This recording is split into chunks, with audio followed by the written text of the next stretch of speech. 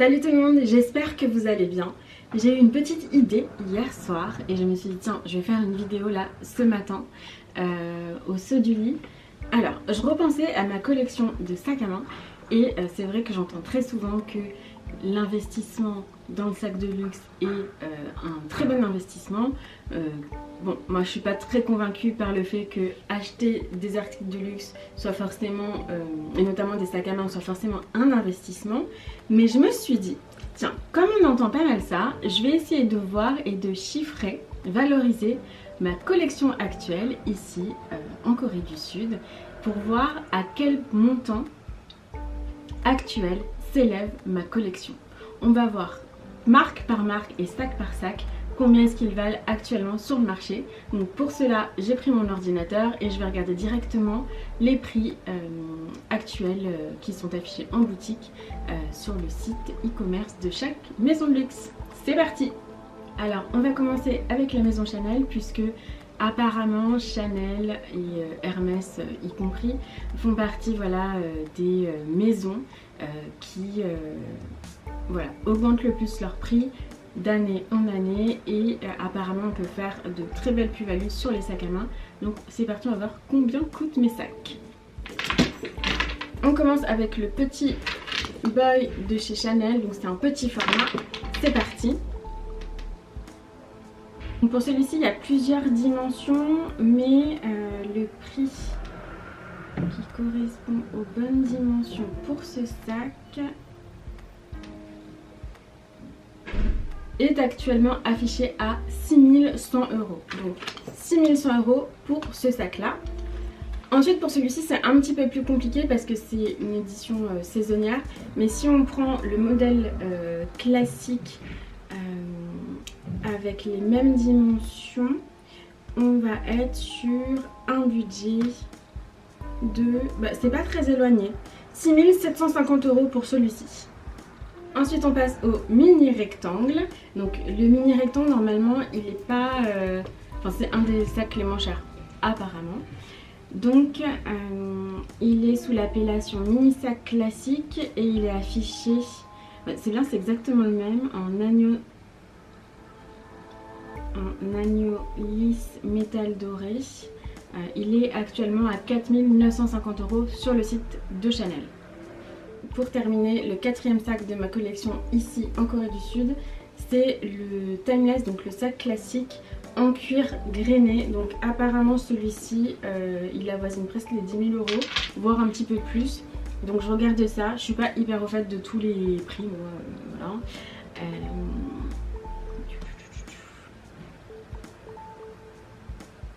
Donc sur les mêmes dimensions, je le vois dans l'appellation petit sac classique, veau grainé et métal doré.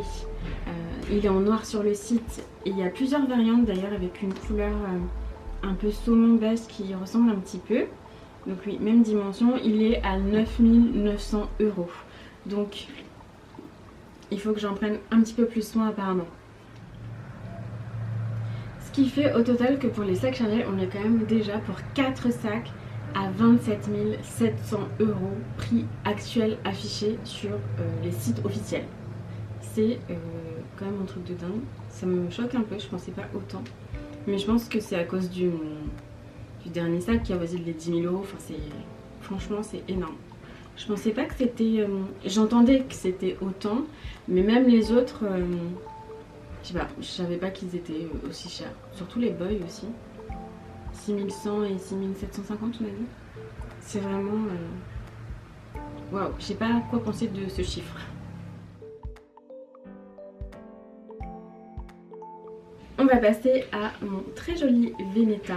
Alors ce modèle là il n'existe plus donc ça va être un petit peu compliqué, mais je pense qu'il est entre deux modèles actuels en termes de ressemblance, on va dire, physique et de prix. Donc je regarde ça.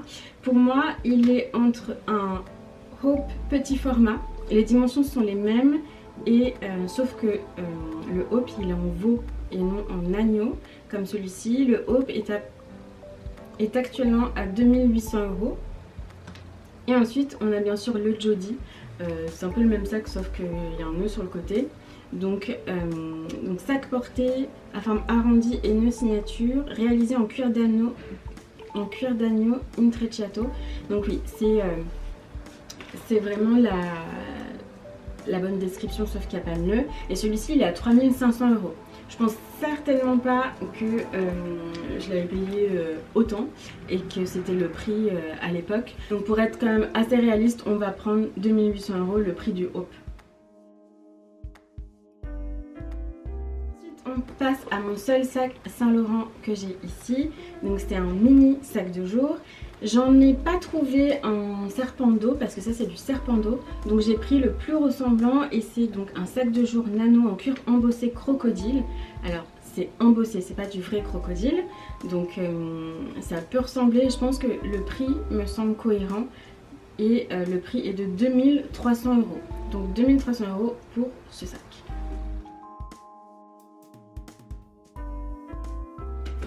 On passe au sac Louis Vuitton avec le croisette. Alors celui-ci c'est facile parce que il est toujours sur le site internet actuellement et il est à 1 600 € tout rond.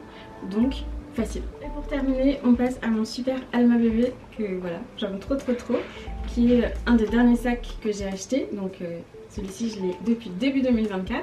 Donc celui-ci il m'a donné du fil à retordre parce qu'il n'est plus produit.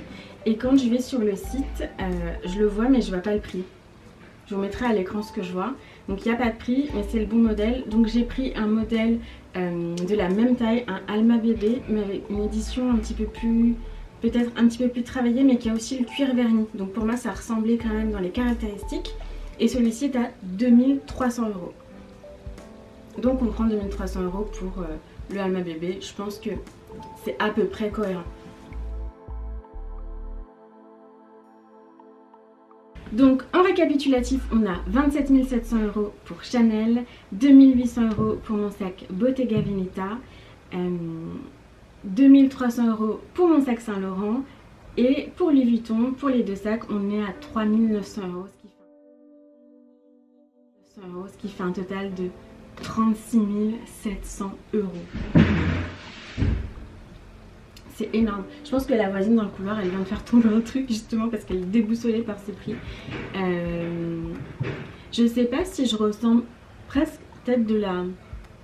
pas une forme de honte bien sûr, mais c'est un petit peu... 36 700 €, c'est énorme. Je sais pas si... normalement j'aurais déjà publié ma vidéo sur mon budget pour la Corée du Sud, mais à 700 € près, on est sur le budget que j'ai mis de côté pour 1 an pour vivre ici. C'est quand même incroyable. Ouais, je sais pas ce que vous pensez de ce prix là. Moi je trouve que c'est quand même effrayant.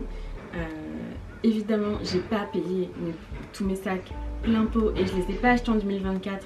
Donc ça veut dire qu'il y a forcément une sorte de peut-être plus-value. Je pense qu'il y a des plus-values possibles sur les sacs Chanel si je les revendais aujourd'hui, mais peut-être pas sur les autres marques parce qu'elles sont moins luxe ultime, on va dire. Mais ouais, je sais pas. Dites-moi ce que vous en pensez. En tous les cas, moi je suis assez surprise et le chiffre me paraît mais énorme. Donc si j'ai un problème d'argent, un de ces quatre, je sais quoi faire. J'espère que cette petite vidéo vous a plu, je vous fais des bisous et je vous dis à bientôt pour une prochaine vidéo. Bisous!